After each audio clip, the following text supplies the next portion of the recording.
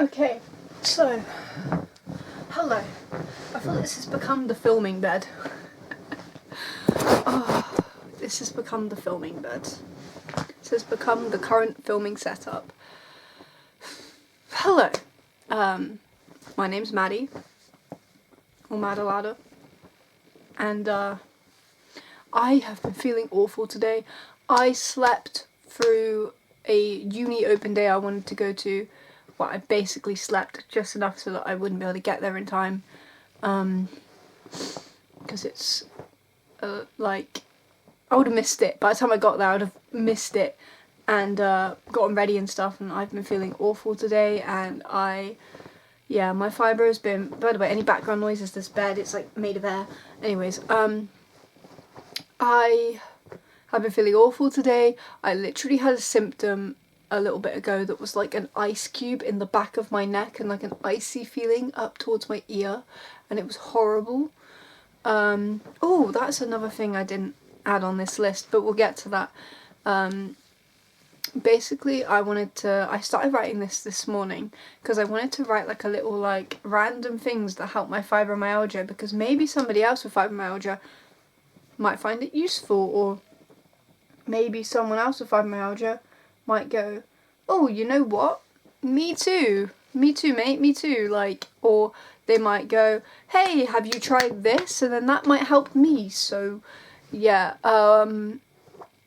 yeah, but the first like thing I want to say, because I didn't write it down, is hoods. Putting my hood up sometimes helps a lot because it keeps me like warmer and I feel more like secure, and like it's comforting, and there's a lot of benefits, but putting my hood up helps keep me warm, because I struggle with temperature regulation. I struggle with like too hot or too cold, which will definitely be involved in this list, but hoodies, they're like a comfort thing, but also they can help sometimes. Anyway, so without further ado, this is random things that help my fibromyalgia. And I'll explain all my different reasonings in case maybe you don't have fibromyalgia but you have similar like symptoms from another thing, and this might help you. So even if you don't have fibro, maybe you struggle with some of the things on this list and you're like, that's helpful. Maybe you just want to try them. Go for it. I also have cerebral palsy, so sometimes it's hard to tell when things are overlapping, and you know, with different conditions everything tends to overlap sometimes. And yeah, I wrote this list about things that help me with my fibromyalgia symptoms. Random things. This isn't obviously everything I do ever, but just a few little things, and I'm gonna stop rambling on in this intro and tell you about them. Okay, so the first one that's helped me recently is chocolate. And you might be thinking, chocolate? Chocolate. I just remembered another one that isn't on this list. Lollipops have also helped me before. But I'll get onto that in a minute. Chocolate, and I've put, my reasoning is, when I'm feeling lightheaded, I wrote notes because I've been feeling so crap today and memorising everything. I was going to miss something out. But chocolate, when I'm feeling lightheaded, dizzy, low energy, a little chocolate sugar boost really helped me. I believe it's from the Sugar Boost. Box of chocolates or big bars are really helpful because you can break it down into little bits of chocolate here and there. When I tell you, I got so much chocolate for my 22nd birthday, and it was all helpful. Firstly, I was eating a lot because I get really bad periods, and I was having my second period of that month. I'd already had one full period and I was on my second one, and I get really lightheaded on my period and I get even more drained, and it makes my symptoms worse of everything because I just feel so drained and terrible. And chocolate, not only did I have a craving for it, so I was eating it like no tomorrow, but then when I was not on my period, it still was helping me with my bad fibro days, especially when I'm feeling more tired or lightheaded. It can sometimes really help with lightheadedness, having a little bit of a sugar boost. It can really help. Lollipops, oh my god, I was getting these like sugary sweet headaches. I don't know how to describe them. It was like sweet.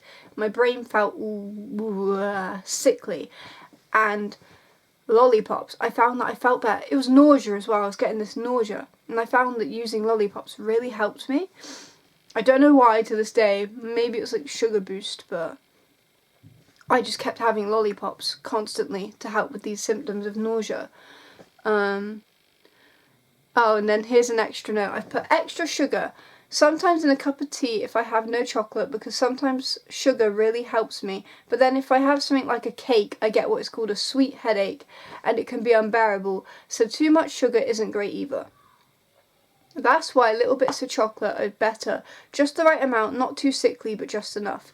Oh yeah, with fibromyalgia, I feel like a lot of the symptoms, it's all about balance. Because if you do too much of one thing, then you feel terrible for another reason. If you do too little of one thing, then it's about balance. Same what I found with my cerebral palsy. I feel like my life is just a balancing game of getting it right and hoping I didn't get it wrong. But yeah. Oh, this happened the other day in a video actually. I was filming my music I discovered in February 2024 for my other channel, Madalada, link in the description.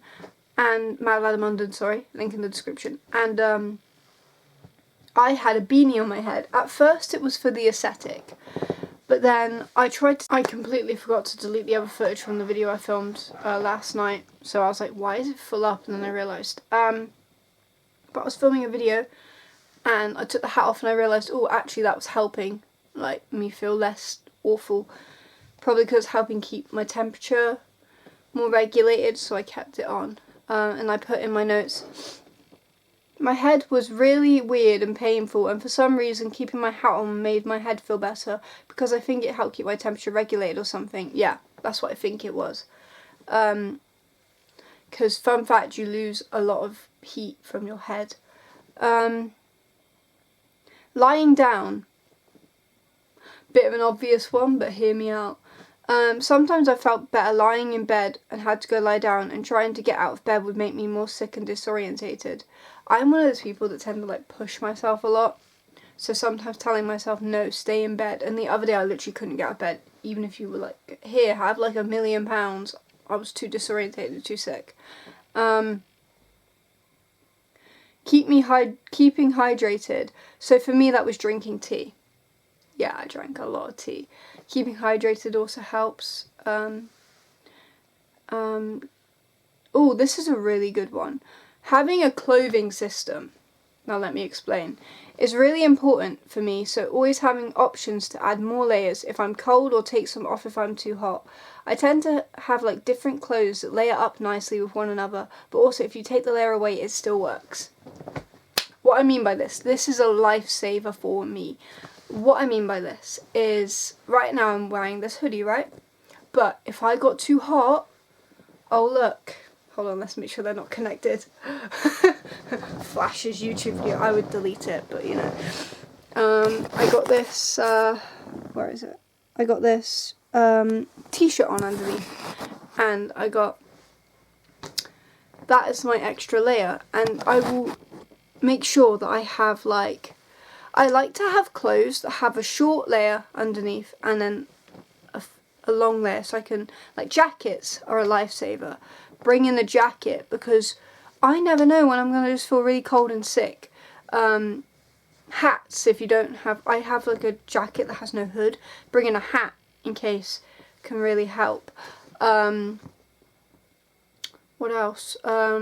Just being aware of your clothing options, where you're going. Just trying to keep yourself regulated by knowing that, okay, if I take this off, am I going to feel too cold still? And even because I struggle with temperature regulation, even if I plan my outfit out like really well, of like, okay, this layer, this layer, this layer, sometimes it's just a game of too hot, too cold, too hot, too cold, too hot, too cold, too hot, too cold, too hot, too cold. But sometimes you can help yourself by having like, if I had like 2 really thick layers on, I'm going to probably start feeling ill. If I have like a lighter layer on and then this, I have the option. Does that make sense? Yeah, that's kind of what I'm saying. Heat. Heat helps a lot with pain, but also it's a double-edged sword because it can dysregulate my temperature and make me feel ill. This is what I mean about balance. For me, Heat is one of the things that helps soothe my pain. Painkillers don't really do anything for me, but heat, that's why I have a lot of hot water bowls. I have a heated pillow that heats up. I have this whole clothing system, and another point that I'll get down to, but heat is very helpful for me sometimes.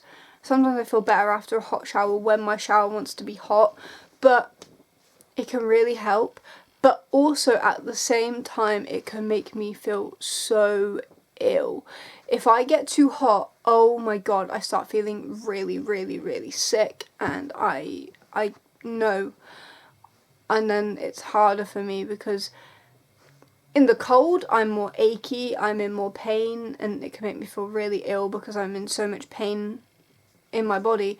But then also, if I get too hot, I feel so sick. It is unbelievable, like so damn sick. So that's what I mean about balance. For me, it's all about balance, and it can be really hard to maintain that balance, don't get me wrong, but I try my best. Airbed. The other day I couldn't really settle and sleep and felt awful. I felt too hot, so I moved from my actual bed to the airbed because it was cooler, and then I cooled down and I moved myself back to my bed and it helped. What I mean by this is I don't mean go out and buy yourself an airbed. That's not what I'm saying. But what I'm saying is I went to a cooler place. That doesn't have to be a specific airbed, but say you're struggling to sleep because you're too hot, or you're struggling to sleep because you're too cold. Sometimes moving location, it sounds silly, but moving location can really help try and settle you back down and try and regulate yourself more, if that makes sense. Obviously I don't mean everyone go out and buy an airbed. That could be literally, say, going down to your front room if your front room's colder, or because mine is in my house, the upstairs tends to be hotter than the downstairs, which makes sense. But having different sleeping options can be really helpful. Blankets, I used to just sleep with, like, on top of my duvet and just have a blanket over me, especially in the summer, because it just helps having different options for how you sleep, so you don't just feel trapped in this too hot or too cold sleeping situation, if that makes sense. Okay, let me get to the next point. Double duvet. Okay, you'll notice a lot of these are about heat and temperature regulation because I really struggle with it. So if any of these help, I hope so. But double duvet, when I've gotten really cold before to the point I'm shivering and my whole body is in pain and it feels like I've got chills, I've done the double duvet technique and it helped settle my symptoms, because whilst my body is bad with getting too hot because I feel sick, my body really aches and hurts when it's too cold, and gets so... It didn't have that full sentence. And gets so, like, ill feeling. Sometimes I need to cocoon myself in warmth, kind of. There is a vlog on Madalada Munden where I do this. I had like 2 duvets on top of me. I was shivering violently. It helped. I would leave my little duvet fortress and I would be instantly feeling so ill. Sometimes it's the other way for me. Yeah, heat makes me feel, but sometimes if I am too cold, oh my god, it is horrendous. I start like violently shaking and I'm in so much pain. And so, layers. Another thing about layers, like right now I have this. So the other night, literally, I took this off the airbed and I put it on top of my original bed duvet, and I had 2 duvets and it was great, and I slept brilliantly because I made the room hot enough. Because sometimes turning on my heater, I get too hot. The whole room's stuffy and I just feel really sick. But sometimes just adding an extra layer instead, rather than changing the whole temperature of the room, can really help. So that's a good one I recommend, is double duvets, or getting a thick duvet and a thin duvet, because I know those exist. But yeah, or like a blanket or something that you can layer but also take away. Hope that helps. Fan. This was my godsend. Now, I don't own one at the moment, but my fan was really helpful because I could have the heating on and the fan going, and the white noise of it would help me sleep, but also keep me cool. But it wouldn't be freezing because the heating would be on, and it was just enough to cool me down for a couple minutes to fall asleep. Also, I get really ill when I'm too hot, so a fan is a must-have for the summer. When I tell you that my old fan saved me so many times. I loved that thing. It got broken, sad times, but that fan was my lifesaver. It literally would cool me down, just a blast of cold air, and I could turn it off and like not get too cold, and you know, it was perfect. I could have the radiator on for a minute, have the fan going just to make me fall asleep, then when I got sleepy, turn it off and I'd fall asleep. It was brilliant. That fan, oh my god, that fan. And in the summer, everyone that knows me will tell you, if they pay attention, that I get so sick with the heat in the summer. I can't stand it. I can't. Everyone's like, oh, I love the summer. Not me. I get so ill. It's too hot. It's too hot. My body can't cope. I would rather, and this is a lot because I get in tremendous amounts of pain when I'm too cold, but I would rather be too cold than too hot, because when I'm too hot, I literally just, I just short circuit. I get so overwhelmingly ill, I can't take it. So I definitely need a fan before summer starts, especially if we're getting heat waves and stuff. I'm gonna be horrendous summer. I've never got along with the heat. People will tell you that I've went on holiday with my family, will tell you I would just sit under the umbrella and read, because if I got too hot, it was game over. It was game over. So, fan, definitely recommend. I don't own one right now, and it's so sad. I need to own one again, and I will at some point, definitely before the summer, because if I have to go through summer without a fan, no.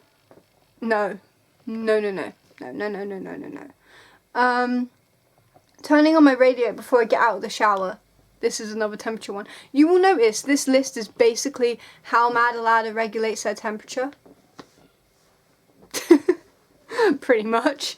Turning on my radiator before I get out of the shower helps me regulate my temperature quicker, especially because my shower has been playing up and been so cold lately, which makes me feel awful. That hack, when I've forgotten to, I've felt it.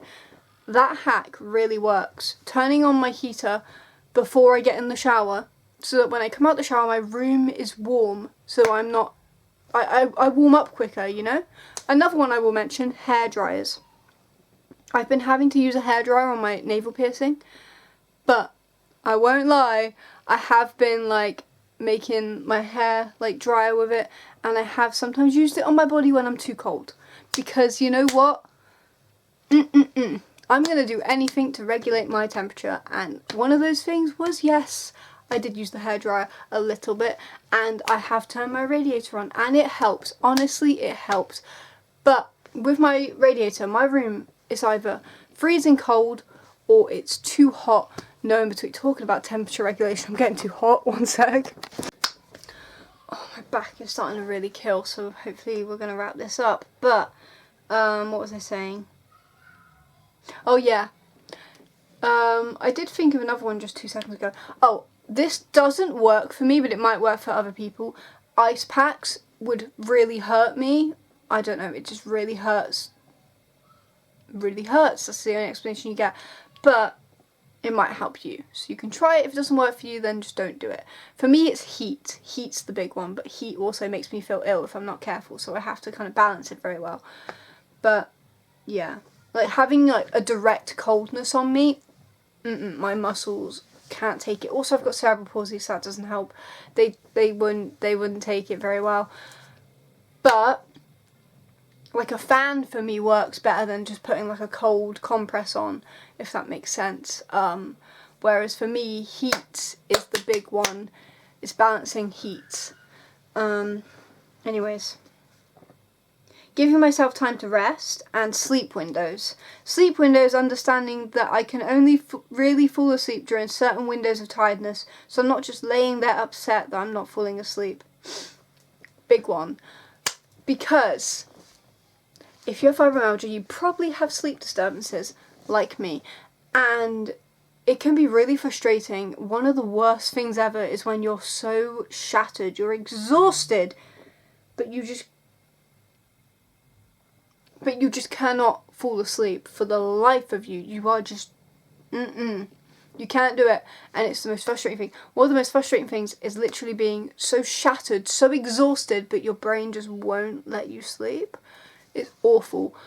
But another thing that I'm trying not to do to myself is, if I know I'm not in the sleep window, that's where I'm in this certain stage of tiredness where I'll just fall asleep. If I know I'm not in a direct sleep window, I won't do it. I know that trying to go to bed too early, unless I'm crashing out literally, is a bad idea, because I'll just be laying there like...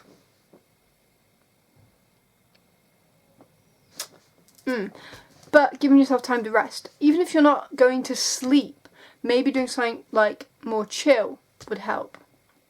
I know, coming from restless mind me, crazy, but a good one was, I played a video game yesterday. I played Halo Reach, and I did like Grand Apocalypse. It was so fun, and oh my god, I want to do that again.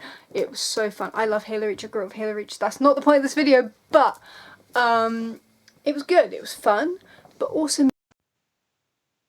Oh, there we go. My camera died. I filmed this like a day ago, and I realised, oh yeah, it just cuts off, and I remembered I was going to film like the ending on my webcam quickly. So the last things I was going to say is research. Researching has been a big help because it helps me understand a bit more about it, because fibromyalgia is one of those things that people really don't know much about at all. And then I found with fibromyalgia, it's like a fine line balance, with things being helpful to becoming unhelpful. Also, what might work one day might not work next time, but these are just my general things that tend to help me most of the time / recently. Sorry, I know I am rushing the end of this video, but it was basically the ending anyways when the camera cut out. There's like those last two little points. But thank you guys so much for watching. I really do appreciate it. Hope some of these tips help you guys. If you got any tips for me, let me know. And yeah, thank you guys so much for watching. And please follow at Madalada Munden -2 on Instagram. I need to do more on that, I know. And yeah, thank you guys so much for watching. Goodbye and have a lovely day, people. Oh, and subscribe and like and comment, please. It would be great. Thank you. Bye. Is this gonna end? Why isn't it ending? Bye.